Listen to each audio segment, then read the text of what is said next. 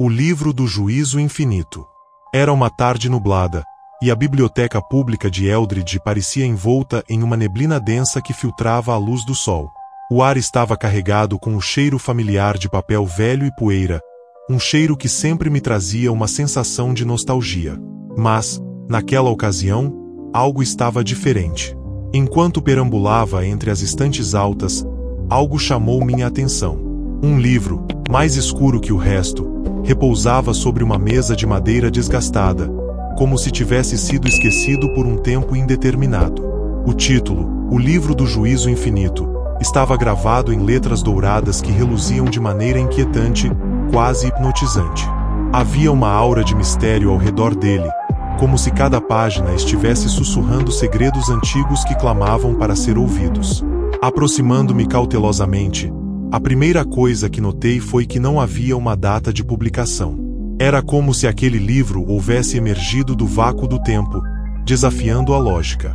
Minhas mãos tremiam ligeiramente quando o abri, e um vento frio parecia soprar de dentro das páginas. Os nomes que dançavam nas folhas não eram apenas palavras. Eram convites, promessas e advertências. Eu reconheci alguns. Amigos, conhecidos, até mesmo minha própria família. Uma sensação de inquietação começou a se instalar no fundo da minha mente, como um eco distante de um alerta. O que significava aquele livro? Por que estava ali? Agora? No fundo, sabia que não deveria estar ali, mas a curiosidade era avassaladora. Enquanto meus olhos percorriam as linhas, um frio percorreu minha espinha ao perceber que cada nome estava acompanhado por uma data. Algumas já passadas, outras estavam por vir. O tremor se transformou em um calafrio, e um pensamento me assolou. E se eu fosse o próximo? A ideia parecia absurda, mas a atmosfera ao meu redor estava carregada de um peso que eu não conseguia ignorar. Com um impulso, fechei o livro abruptamente, mas o som ecoou como um trovão na sala silenciosa. O bibliotecário, um homem idoso de olhar penetrante, me observava com uma expressão que misturava curiosidade e advertência. Ele parecia saber que algo sinistro estava em jogo. E ali, naquele instante, um prenúncio do horror que estava por vir começou a se formar em minha mente. Assim que deixei a biblioteca, uma nuvem de inquietação se formou sobre mim. Os nomes permaneciam na minha mente, como sombras dançando sob a luz do dia. Um pressentimento se instalou em meu coração, como se eu estivesse à beira de algo sombrio e inevitável. Afinal, quem realmente tinha o controle neste jogo macabro? E o que aconteceria quando a próxima pessoa cujo nome estava no livro cruzasse meu caminho? Os dias seguintes à descoberta do livro foram marcados por um clima de tensão palpável na pequena cidade de Eldridge. O ar parecia mais pesado, carregado de um presságio inquietante. As conversas na praça central giravam em torno de um mesmo tema. Acidentes inexplicáveis que pareciam se espalhar como uma praga, atingindo aqueles que, de alguma forma, estavam ligados ao livro do juízo infinito. Foi uma tarde de quinta-feira quando a primeira tragédia se desenrolou. Júlia, uma jovem conhecida por seu sorriso radiante, escorregou em uma escada rolante do shopping, como se um braço invisível a tivesse puxado para baixo. O som do impacto foi como um trovão que reverberou em meu peito, e o eco da sua queda ainda ressoava quando, na manhã seguinte, soube que seu nome estava inscrito nas páginas do livro. O peso da coincidência quase me fez duvidar da minha sanidade. Então, houve o Sr. Thompson, um homem idoso que costumava contar histórias de fantasmas para as crianças do bairro. Ele foi atropelado enquanto atravessava a rua, mesmo com a sinalização perfeita e a pista deserta. Sua esposa, em prantos, gritou o nome dele repetidamente, e a cena se gravou em minha mente como uma fotografia em preto e branco. Era como se uma sombra estivesse atrás de cada pessoa mencionada nas páginas daquele livro, esperando o momento certo para atacar. As notícias dos acidentes começaram a se espalhar como um incêndio fora de controle, e a cidade se tornava um local sombrio e amedrontador. Na escola, os alunos cochichavam nos corredores, seus olhares se voltando com desconfiança para quem ousava mencionar o livro. Um clima de desespero começou a se estabelecer, e as vozes se tornaram um coro de temor e confusão.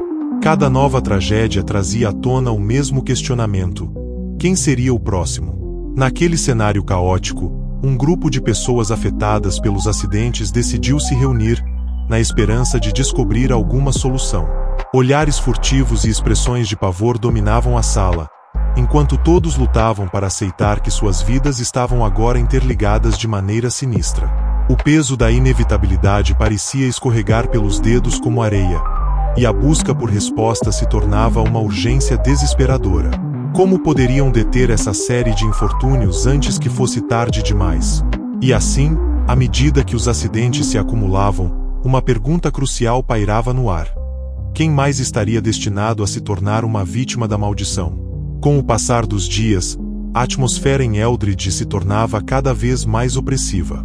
O medo se infiltrava nos lares, transformando sorrisos em sussurros e diálogos animados em silêncios carregados. Os acidentes se tornaram tema de conversas nervosas em cafés e supermercados, enquanto os olhares desconfiados se cruzavam, como se cada um estivesse avaliando quem seria o próximo a sofrer as consequências da maldição. Foi em uma noite chuvosa, com relâmpagos riscando o céu como se o próprio mundo estivesse prestes a desabar, que decidi investigar mais a fundo a origem do livro. Percebi que, para entender o que estava acontecendo, eu precisava conhecer os segredos que ele guardava. Assim, busquei a ajuda de um velho amigo, Lucas, que sempre teve um fascínio por lendas urbanas e histórias de terror. Nos encontramos em uma cafeteria obscura, onde o cheiro de café fresco misturava-se ao da madeira envernizada. Lucas, com seu olhar curioso, começou a compartilhar as lendas que cercavam o livro do Juízo Infinito. Ele falava de uma tradição antiga, onde os nomes escritos em livros sagrados ou amaldiçoados estavam condenados a enfrentar desastres a menos que um sacrifício fosse feito. A expressão sacrifício deixou um gosto amargo em minha boca. O que poderia significar isso? Uma oferta em troca da vida, disse Lucas, sua voz quase um sussurro. Ele mencionou que o valor da oferta poderia não ser material, mas emocional. A ideia de ter que dar algo precioso, um segredo guardado a 7 chaves ou um objeto de grande valor sentimental, era aterrorizante. A ironia dessa situação não escapou de mim. A possibilidade de que, para salvar um, seria necessário sacrificar outro. Enquanto ele falava, um arrepio percorreu minha espinha. Lembrei de Julia e do Sr. Thompson, que tinham nomes escritos no livro, e de como eles haviam se tornado vítimas sem sequer saber o que os aguardava. A maldição parecia se alimentar da fragilidade humana, transformando cada acidente em um espetáculo sombrio. No entanto, em meio ao medo, uma centelha de esperança surgiu. Talvez houvesse uma maneira de quebrar a maldição. Se todos aqueles que estavam afetados se unissem, poderiam encontrar um caminho para escapar desse ciclo de desgraça. Mas a incerteza da próxima tragédia pesava sobre nós, como uma espada de Damocles. E, com a revelação da maldição ecoando em nossa mente, o grupo começou a se reunir, impulsionado por um desejo desesperado de sobreviver. No entanto, a pergunta que se impunha era: que preço estariam dispostos a pagar para se livrar desse destino sombrio? Naquela noite, um grupo de pessoas reunido na casa de Lucas parecia mais uma assembleia de condenados do que uma reunião para buscar soluções. Os rostos mostravam um misto de determinação e pavor, refletindo o dilema que nos assombrava. O que estávamos dispostos a sacrificar para quebrar a maldição do livro do Juízo Infinito? A tensão era palpável, e o murmúrio de vozes quase se perdia na chuva que tamborilava contra as janelas. Lucas abriu a conversa, listando os nomes que haviam sido gravados no livro e as histórias que o cercavam. Cada relato trazia à tona uma dor coletiva, e a atmosfera se tornava cada vez mais pesada. Eu me perguntava se cada um deles tinha algo valioso a oferecer, algo que poderia ser usado como moeda de troca para a maldição. O que valeria a vida de uma pessoa? E se a oferta for um segredo? Algo que temos guardado a 7 chaves, sugeriu Ana, uma das integrantes do grupo, com a voz trêmula. As cabeças se viraram na sua direção, e a ideia começou a germinar entre nós. Cada um de nós tinha segredos, histórias que nunca havíamos contado, e que poderiam ser o preço que precisávamos pagar. Mas a entrega de algo tão pessoal também exigia coragem. As horas passaram enquanto discutíamos o que cada um estava disposto a sacrificar. A conversa fluiu entre lágrimas e risadas nervosas, à medida que revelávamos nossos medos mais profundos e nossos momentos de fraqueza.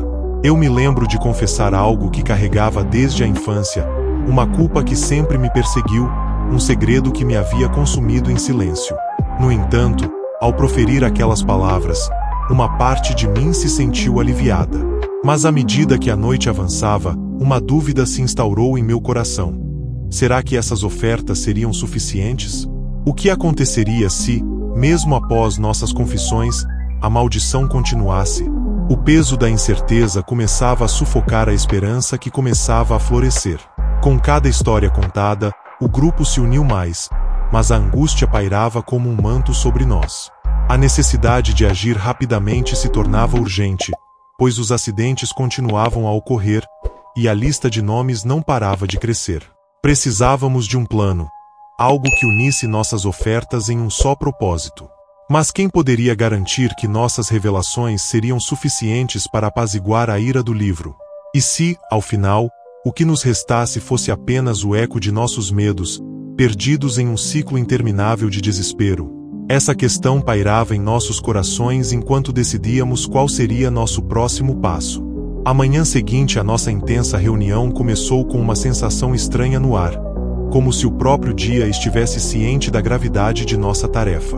O plano que traçamos durante a noite era simples, mas carregava um peso imenso, um ritual de oferenda. Nos dias que se seguiram, cada membro do grupo se preparou para revelar seu segredo, um ato de coragem que prometia um possível alívio à maldição que nos cercava. A ideia de sacrificar algo tão íntimo e pessoal era aterradora, mas a urgência de proteger nossas vidas se tornava cada vez mais premente. No dia marcado para o ritual, decidimos nos encontrar em um velho galpão nos arredores da cidade, um lugar coberto por trepadeiras e envolto em mistério. A atmosfera sombria do local parecia perfeita para o que estávamos prestes a fazer. O sol mal conseguia atravessar as nuvens, lançando uma luz difusa que se misturava às sombras, criando um ambiente propício para o sobrenatural. Preparar o espaço tornou-se um ato quase sagrado. Colocamos velas em círculo, e a luz tremeluzente lançava sombras dançantes nas paredes de madeira apodrecida. Uma pequena mesa improvisada, coberta por um pano escuro, serviria como altar para nossas ofertas. Eu podia sentir a ansiedade no ar, como uma eletricidade que pulsava entre nós. Cada um de nós sabia que o que estávamos prestes a fazer poderia mudar nossas vidas para sempre. Quando todos chegaram, a tensão era palpável. Um a um, começamos a compartilhar nossos segredos, como se fossemos desnudados não apenas fisicamente, mas emocionalmente. O som das palavras escorrendo de nossas bocas era como uma sinfonia de desespero e libertação. Ana revelou seu medo de não ser amada, enquanto Lucas confessou que havia traído a confiança de um amigo. As histórias variavam em gravidade, mas todas carregavam um peso imensurável. Com cada confissão, eu sentia a energia no ar se intensificando, como se as sombras ao nosso redor estivessem escutando, esperando. Finalmente, quando meu turno chegou, um nó se formou em minha garganta. Minhas mãos tremiam enquanto eu contava uma história que havia guardado por anos, um segredo que me tornará refém. Enquanto falava, uma sensação de libertação e medo se misturava em meu peito, como se algo estivesse prestes a se romper. Após cada um de nós ter compartilhado sua verdade, formamos um círculo em torno da mesa. Com as vozes entrelaçadas, começamos a entoar palavras que ninguém entendia, um antigo encantamento que Lucas havia encontrado em seus estudos. Era como se o universo inteiro estivesse se mobilizando em resposta ao nosso chamado. Entretanto, enquanto o ritual avançava, uma estranha sensação de desconforto começou a tomar conta de mim. Era como se algo estivesse prestes a acontecer, um prenúncio de que, mesmo com nossas ofertas, a verdadeira batalha contra a maldição ainda estava longe de ser vencida. E, com essa inquietude, a pergunta surgia de novo: o que realmente tínhamos que oferecer para aplacar a ira do livro do juízo infinito? Enquanto o último verso do encantamento ecoava pelo galpão, o silêncio que se seguiu foi absoluto. Ninguém ousou se mexer ou sequer respirar fundo. Era como se o ar estivesse impregnado de uma força invisível, pulsante, que ameaçava se romper a qualquer momento. A tensão pairava sobre nós, cada sombra nas paredes parecia viva, observando, aguardando. E então, veio o primeiro sussurro. O som era sibilante, fraco, quase imperceptível, mas claramente não humano. Fez o sangue em minhas veias gelar. Era como se as próprias sombras ao nosso redor tivessem encontrado uma voz, um lamento, cheio de ódio e dor. Quando olhei ao redor, vi que os outros também haviam percebido. Os rostos pálidos, os olhares desesperados. Estávamos todos prisioneiros de algo que não compreendíamos. O sussurro crescia, multiplicando-se até se tornar um coro macabro, um murmúrio que preenchia cada canto do galpão. Palavras indistinguíveis se misturavam, como se fossem fragmentos de lamentos, em línguas perdidas no tempo. As velas tremiam, como se o vento, ou algo mais sombrio, as estivesse atormentando. E, no meio desse caos, algo ainda mais terrível aconteceu. As páginas do Livro do Juízo Infinito começaram a virar sozinhas. Um após o outro, os nomes que conhecíamos, os nossos nomes, surgiram no papel amarelado, cada um seguido por uma anotação. Não era apenas um registro, era uma sentença. Abaixo de cada nome, surgiam palavras como culpa, remorso e sacrifício. Era como se o próprio livro estivesse reagindo às nossas confissões, absorvendo nossos segredos e julgando se eram dignos de apaziguar a maldição. O ar ficou pesado, e a sensação de sermos observados aumentava a cada segundo. Então, uma figura pareceu emergir da escuridão. Não era completamente visível, mas sua presença era inegável, um vulto feito de pura sombra que se movia nas beiradas do círculo de velas. Sua forma oscilava, desfocada, mas seus olhos fitavam cada um de nós, como se estivessem decidindo nosso destino. A presença emitia uma energia avassaladora, uma força que quase nos empurrava para o chão. Por um momento, senti que o ar ao meu redor se tornava pesado demais, como se estivesse sendo pressionado por 1000 mãos invisíveis. Os sussurros das sombras tornaram-se quase insuportáveis, cada palavra uma lâmina afiada cortando o silêncio. E, em meio a essa tortura, uma mensagem sussurrada emergiu do caos, clara e firme. O sacrifício ainda não foi suficiente. Aterrorizados, nos entreolhamos em busca de respostas. E agora?